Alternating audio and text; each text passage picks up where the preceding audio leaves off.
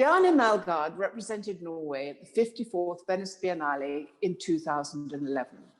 And he's also participated in the Lyon Biennale in 2000 and 2013, and the Whitney Biennial in 2014. His work was subject to a mid-career retrospective at the Astrup Family Museum in Oslo in 2010, followed by Melgaard+Munch. The end of it all has already happened at the Munch Museum in Oslo in 2015, which placed his work in direct dialogue with that of Edvard Munch. The following year, Rizzoli published the first comprehensive monograph of his career. Melgaard's book, a new novel, 2012, was the first English language novel to be published by Ashon, followed by his most recent book, De Etterlatte, which will be published by October in 2021. In 2019, he created his first virtual reality work, My Trip, with acute art, which was shown at the Julius Stoschek Foundation in Berlin. Together with Stiff, he's creating a toy collection to be showcased at the Kunsthalle Stavanger in 2022, in collaboration with musician and artist Chris Corder, and including a retrospective of her career. A major retrospective at the Munch Museum Oslo in 2023 will be the first comprehensive survey of Bjarne's career at a public institution in Norway. Congratulations, Bjarne. This is an incredible achievement by any standards. And I'm only skimming the surface because your bio, which I've read, is literally pages and pages long.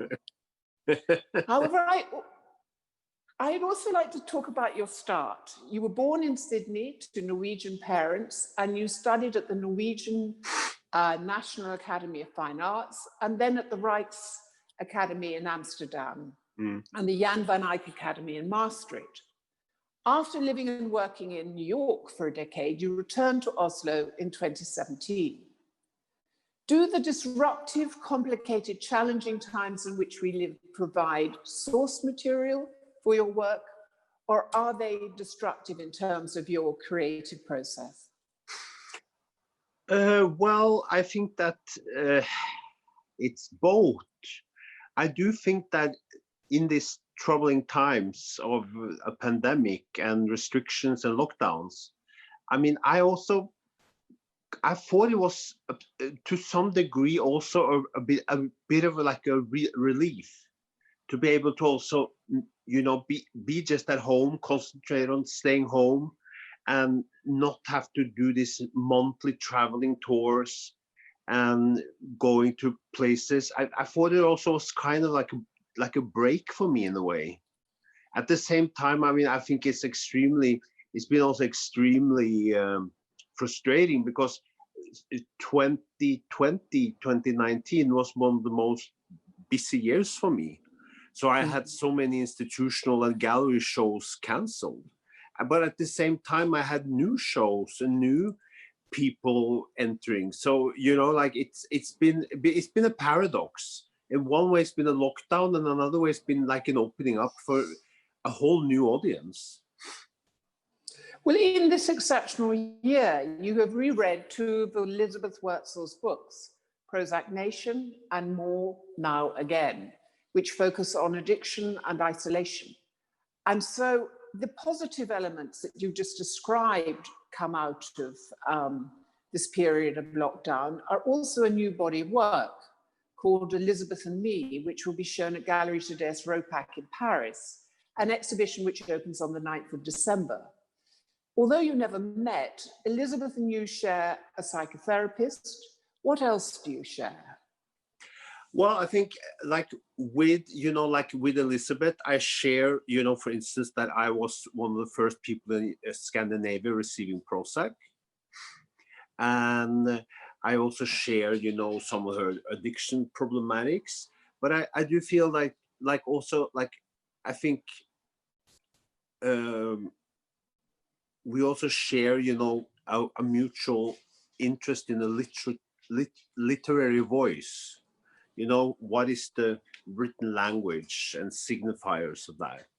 So I think we share that too. But I also think there's an immense differences between me and Elizabeth Wurtzel.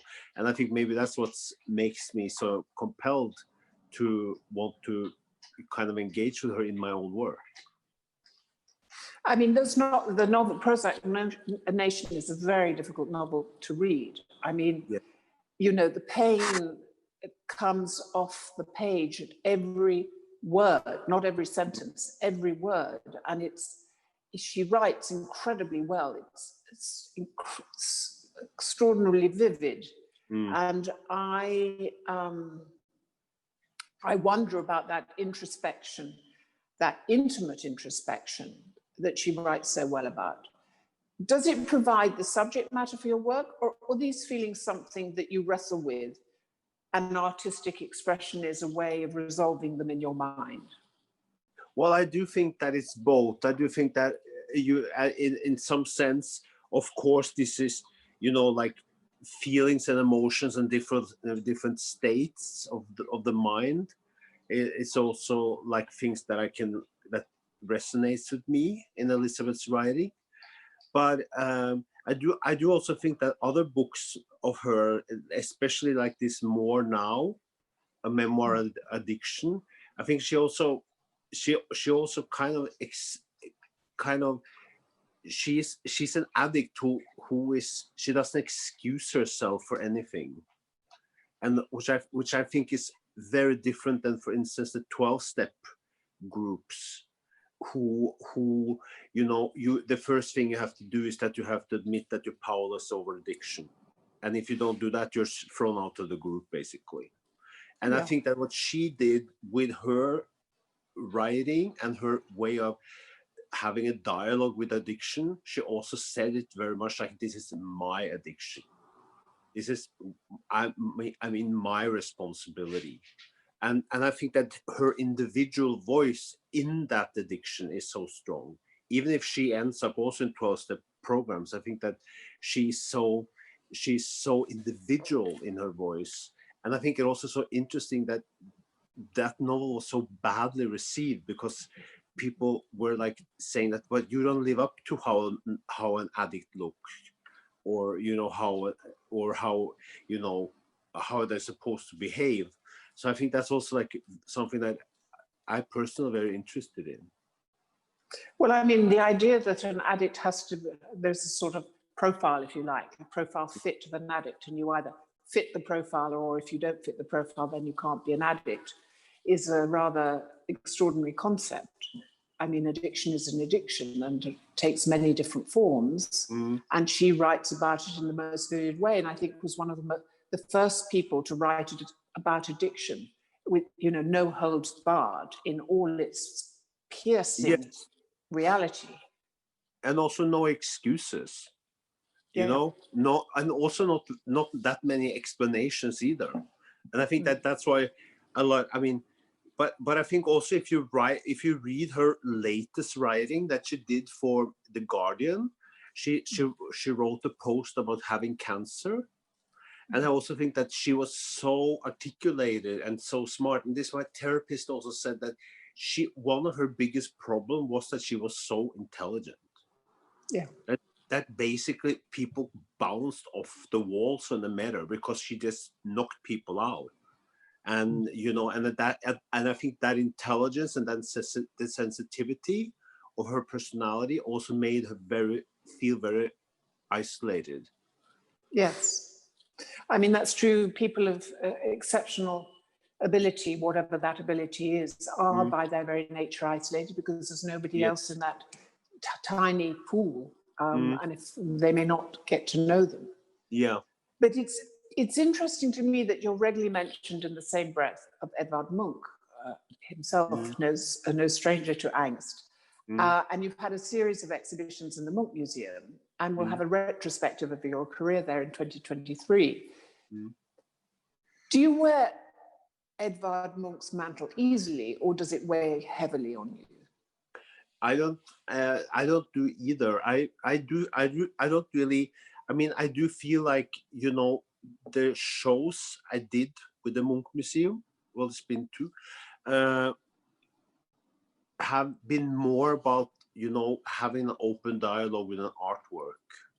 So I don't think, I never felt like any pressure to either be like Munch or wanting to be like him. I feel like him and me and his work is like extremely different. I feel, for instance, he will paint a lot of still lifes, you know, nudes, landscapes. But my painting is very introspective, and also like I'm very interested in the immediate, unfinished, the uncanny, you know, the weird kind of paintings. And so I mean, as much as my name has been mentioned back and forth with him, I do feel it's more like something other people maybe are talking about than me myself. Yes, You understand? I understand. Nevertheless, the exuberant color and the speed of your brushstrokes, which is so characteristic of your work, it's as if the canvas and the paintings arrive fully formed. Do you struggle to create the image, or does the speed with which you work somehow force an image to appear almost as if it's in direct connection to your psyche? I do feel the latter, that it's in direct communication with my psyche, and that it comes out on the canvas, so to speak, with a kind of urgency and necessity. So, but I'm not like I'm not like a very hard worker as such. I more have these different what can I say, periods where I just kind of a ton of work comes out, and then I have very empty periods too. So it all is about the state of mind, I guess. Yes, I would say so. I mean, it's fascinating that you work around a range of different art forms: painting, sculpture, installation, fashion, film, architecture, literature, curating, performance, virtual and augmented reality. You know, that's an incredibly impressive list. Do you think that elements of your practice are more suitable to one discipline as opposed to another? What interests you about being multidisciplinary?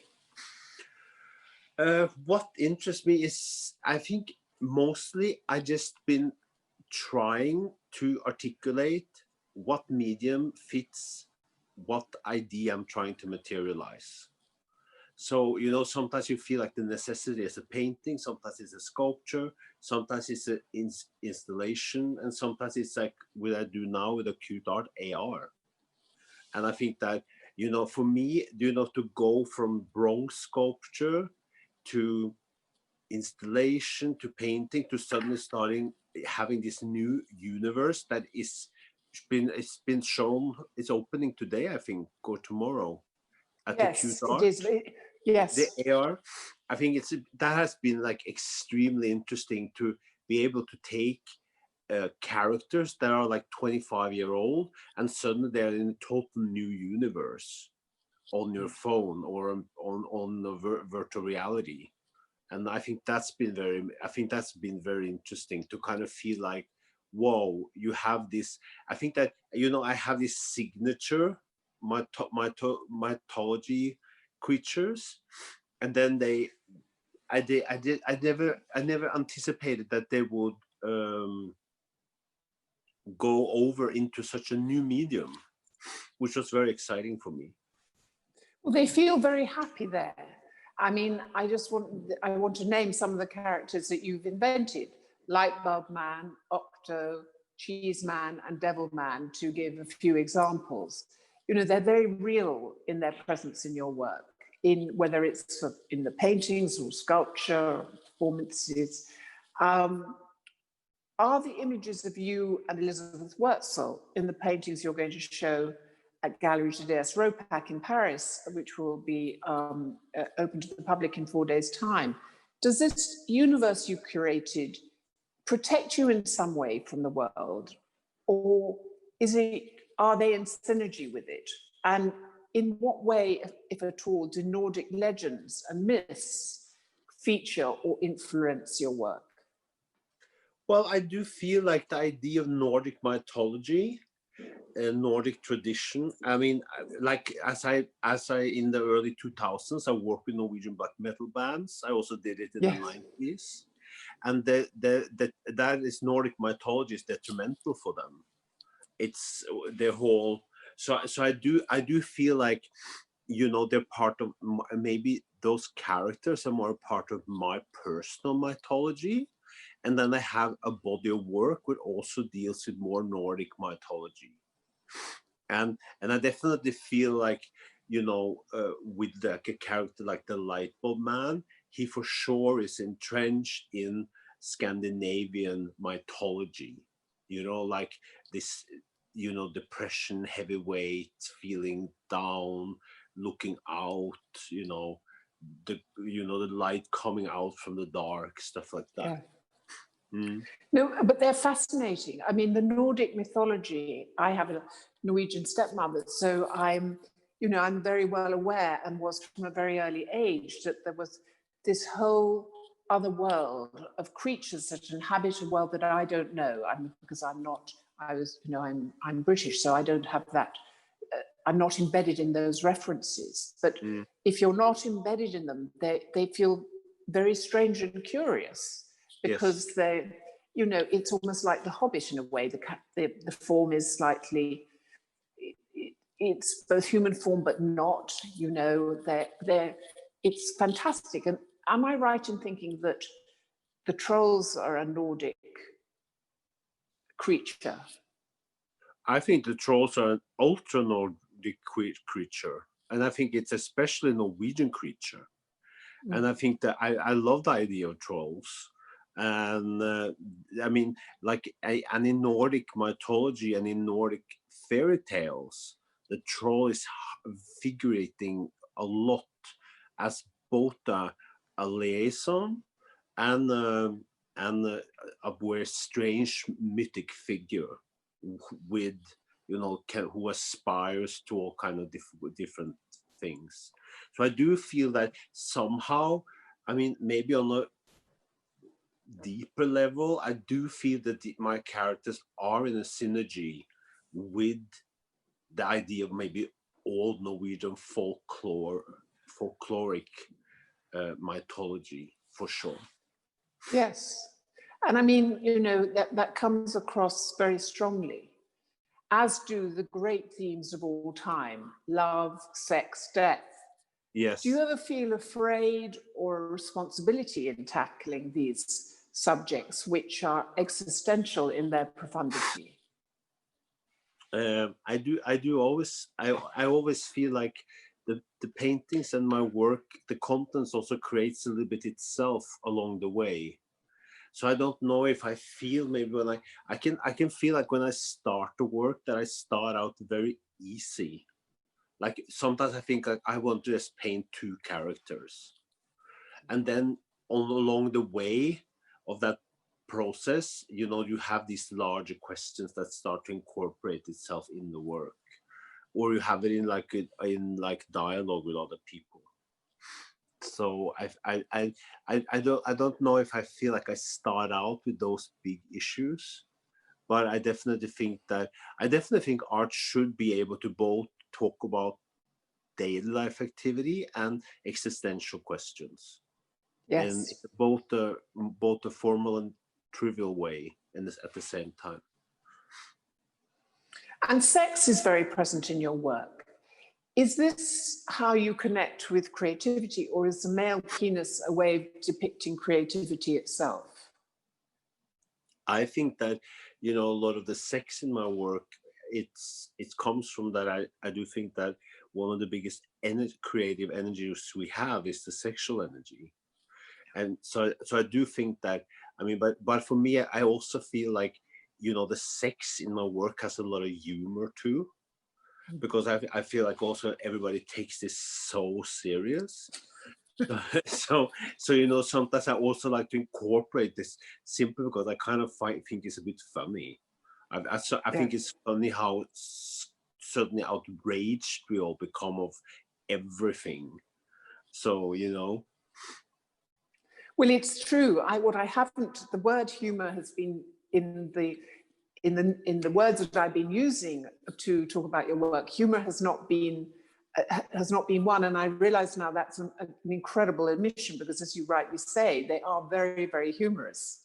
Yes. And where does that humor come from? Is that something that you've always had, or is it something that you feel is not explored enough in art? If it's explored enough in art or not, I don't know, but I do feel like for me, humor has been in parts of my life like my kind of only companion, that if I couldn't laugh about it, I would just, I don't know, quit. So I do feel like humor has been a big part of my work always. And I also, you know, but sometimes I feel that maybe that humor has been a little bit hard to see for my viewers, maybe.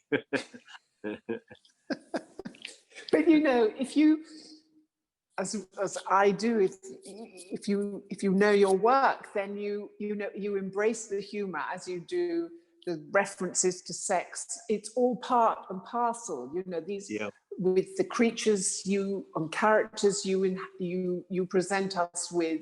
You know, this is a rich tapestry. It's very much your world.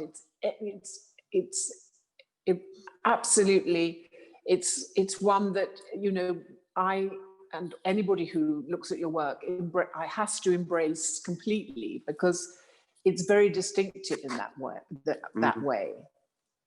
However, I was very interested to read in the press release to promote your virtual reality artwork, My Trip, which was you completed in 2019, commissioned by Acute Art and presented at Sundance Film Festival in the same year.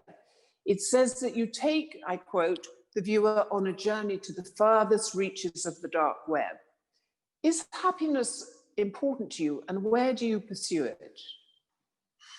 If happiness, I do feel like for me, happiness, it becomes more and more important, because I feel like I do my best artworks when I actually am feeling okay.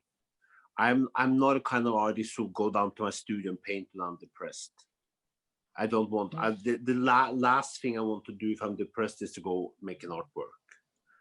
So I do feel like, you know, and I do also feel like maybe with the paintings and wallpaper at Raw Patch 2, it has something to do with this happiness of references, you know, because it's not only Elizabeth in that show, it's also like Jack Donahue from Salem and JD, the gay queer core fanzine, you know, Heather Locklear, or also the Beverly Hills wallpaper in one room.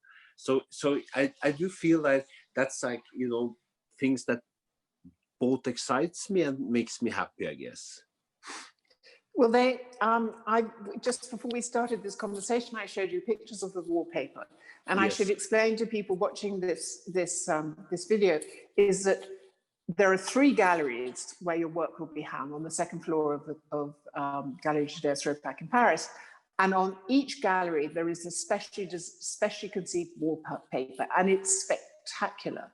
I mean, it's as if I felt, you know, hardwired into the energy that was sort of pulsating off the walls, not only because of the color, but there's a kind of feeling of urgency to each room, which is really fascinating. And also, I think the viewer will have to work hard to see your paintings against the wallpaper, because there's the impression of the installation as a whole, which is absolutely charged with energy.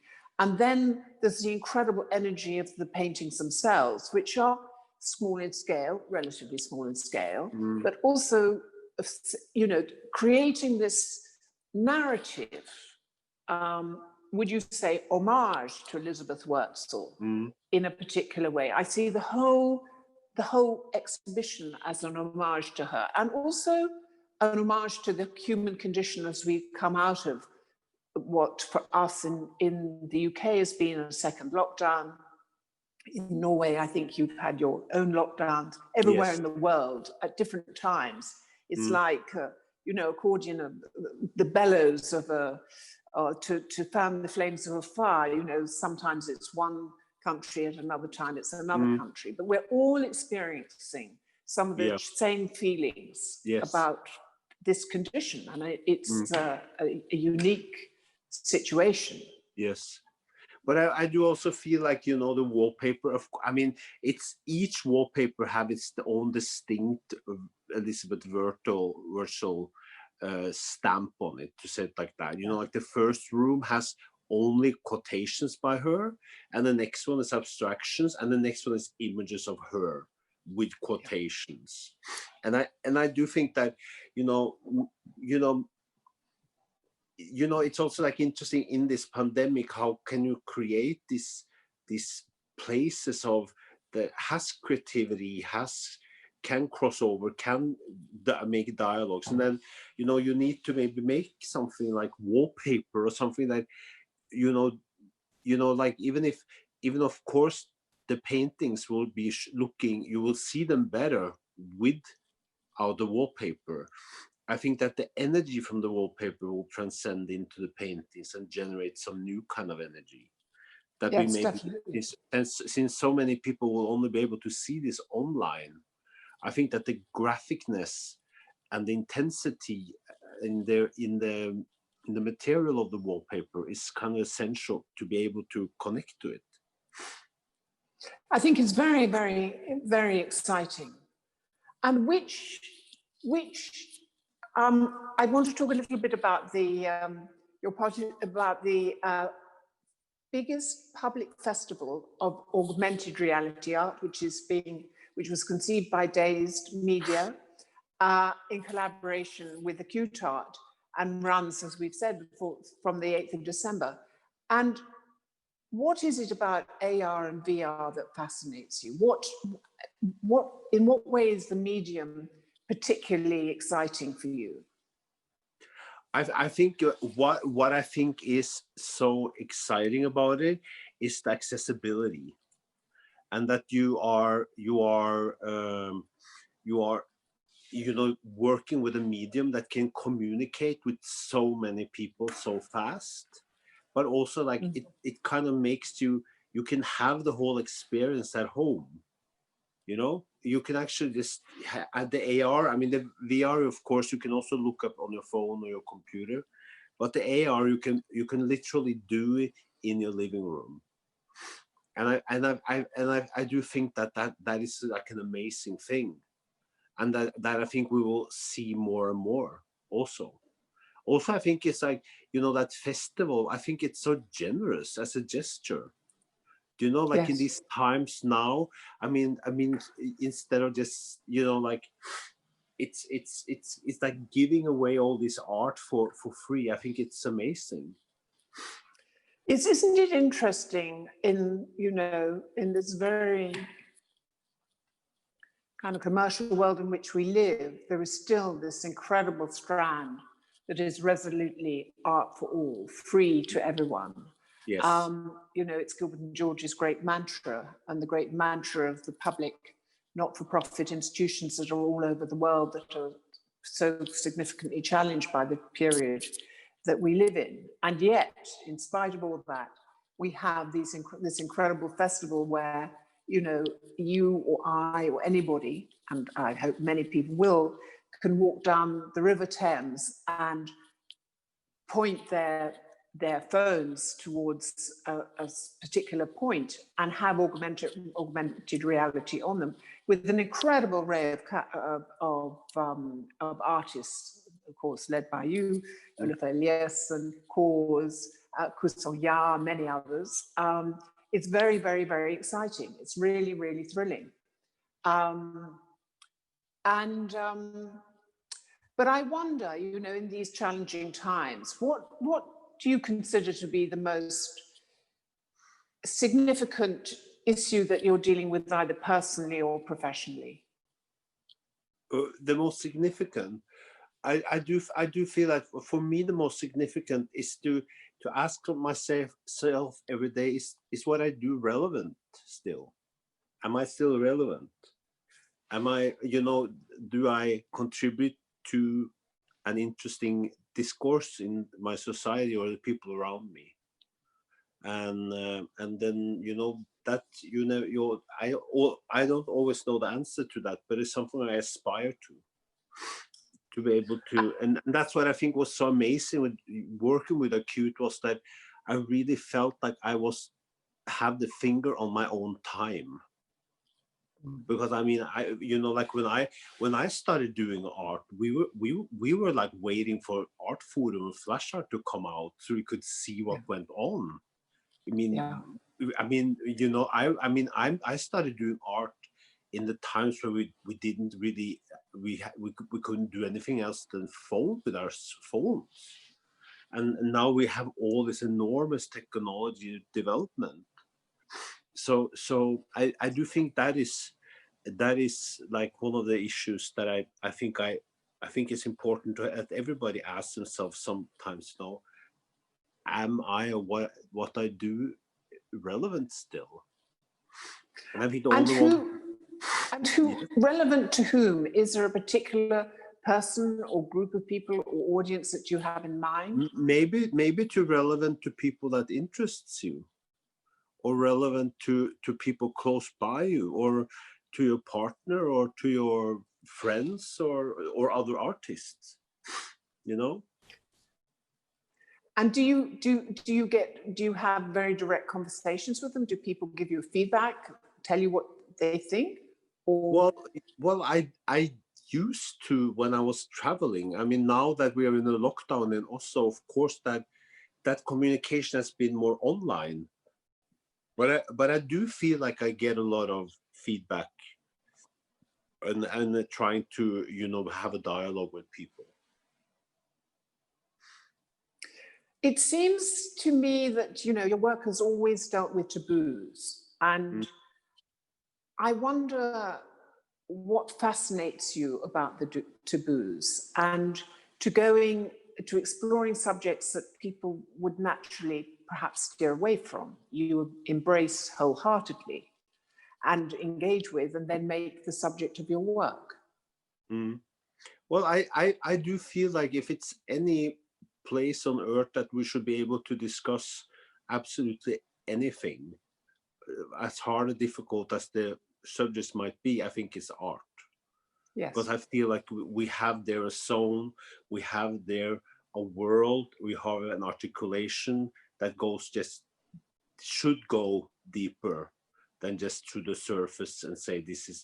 But I don't think that, you know, even if people often say I work with taboos, you know, for me this was issues and problematics that I lived with, you know, like when I did all these things with the black metal bands, and, you know, the police closed the museums and everything.